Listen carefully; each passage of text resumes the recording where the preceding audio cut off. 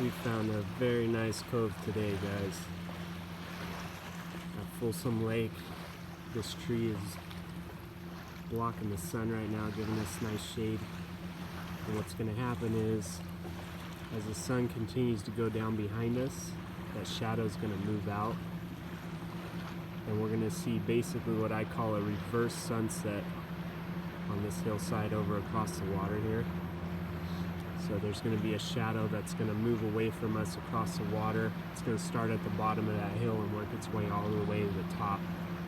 It's going to be a nice bright orange on the hill as that shadow works its way up. Love finding these coves. Nice private spot, super quiet. Just been listening to the waves. Sandy little beach. Got some rock croppings.